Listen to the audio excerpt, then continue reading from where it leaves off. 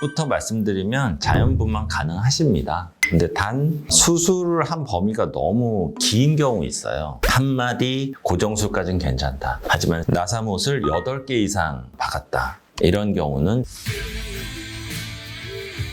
디스크 협착증 섞어라 빵빵!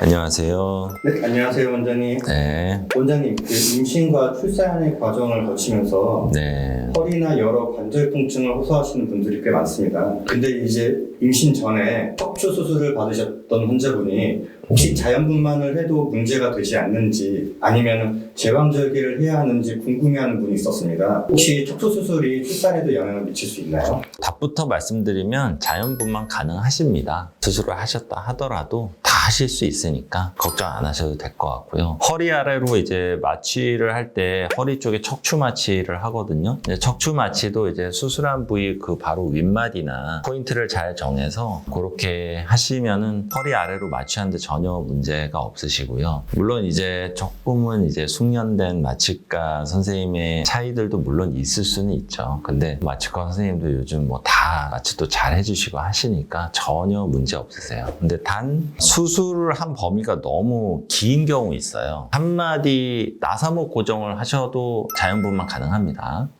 2마디까지는 괜찮을 것 같아요. 그런데 3마디 이상, 너무 여러 마디 나사목 고정술을 하신 분이 계시거든요. 나이가 젊으신데 그렇게 고정술을 하신 경우는 이제 측만증 수술을 하셨다거나 아니면 선천적으로 이제 변형이 너무 심했다거나 아니면 사고로 인해서 어쩔 수 없이 나사못을 3마디 이상 받게 되면 나사못이 토탈 8개가 들어가거든요. 8개 이상 들어간 허리 수술을 하셨다. 좀 대수술이죠. 그러면은 자연분만이나 이런 것들이 좀 힘들 수도 있어요. 왜냐하면은 아기를 낳는 그 자세가 사실 허리와 골반이 자연스럽게 움직여줘야 되고 자세를 좀 잡을 때 힘을 줄 때 그런 것들이 좀 필요한데 유연성이 그게 아예 좀 안 나오거나 너무 힘든 경우들이 있으시거든요. 그런 경우는 오히려 제왕절개를 하는 게 좀 더 안전할 수가 있죠. 한마디 고정술까지는 괜찮다. 하지만 3마디 이상의 고정술, 나사못을 8개 이상 박았다. 이런 경우는 자연분만보다는 제왕절개를 하는 게 좋겠다는 부분이라서 요거는 이제 우리 산부인과 주치의 선생님과 상의를 하시면 도움이 되시겠습니다. 네, 원장님. 허리 디스크나 척추 수술 이력이 있으신 분들은 임신을 계획하실 때 미리 주의해야 되는 부분들이 있을까요?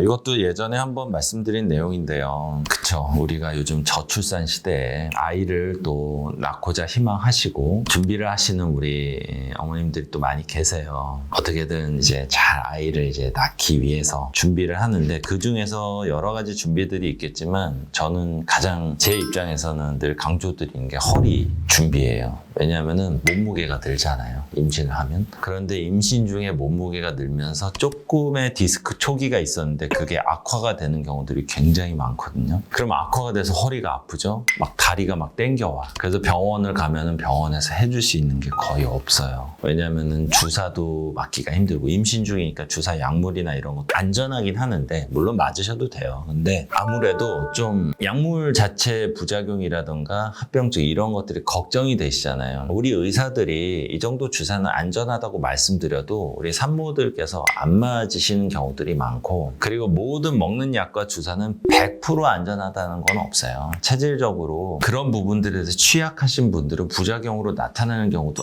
아주 극소수에서는 있기 때문에 모든 약물은 분류 기준을 둬서 산모나 임산부가 이제 그거를 먹거나 주사를 맞았을 때 위험한 정도로 평가하는 기준들이 있어요. 정말 고위험군에서는 그런 약들이 따로 있거든요. 근데 그런 약이 아니라면은 웬만한 안전한 약들은 우리 임산부도 드셔도 되는데 그렇게 설명을 드림에도 불구하고 안 드시죠. 우리 아기한테 영향을 갈까봐 조금이라도. 그러다 보니까 이제 약을 못 드시고 이제 치료도 못 하죠. 시술이나 수술도 못 하죠. 그러면은 점점 치료가 너무 어려워지는 거죠. 그러니까 아기 낳을 때까지 계속 고생하는 거예요. 정말 이런 표현 드리면 좀 그렇지만 지옥 같은 진짜 너무 아파 죽겠는데 치료도 못 받고 이거를 10달 동안 고생하다가 아이를 낳고 몸은 몸대로 더 힘들어지고 디스크 나중에 또 치료하면 아시죠? 치료가 점점 더 힘들어지는 거. 그래서 예전에 한번 척추 치료를 받으셨거나 디스크 진단을 받으셨던 분들은 아이 출산 계획이 있으시다면 그 전에 몸무게를 좀 최대한 줄이고 단백질 섭취하면서 허리 코어 근육 운동을 충분히 만들고 임신 중에도 운동을 할 수 있는 그 기초 베이스를 잘 만들어서 출산 준비를 하시는 게 굉장히 중요해요. 반드시 임상적으로 허리 디스크나 협착증을 완치를 어느 정도 만들어 놓고 출산 계획을 세우셔야지 허리도 계속 아프고 만성적인 허리 통증이 있고 내가 디스크 진단도 받았는데 최근에 몸무게도 늘었고 일 때문에 바빠서 운동도 잘 못했고 근데 덜컥 임신이 된다? 너무 위험하고 너무 안 좋아요. 고생 시작이에요. 그러면 그런 부분들을 좀 생각을 하셔서 준비를 하시는 게 굉장히 중요하겠습니다. 네, 오늘도 좋은 조건 말씀해 주셔서 감사합니다, 원장님. 네, 감사합니다. 디스크 협착증 대 섞어라 빵빵!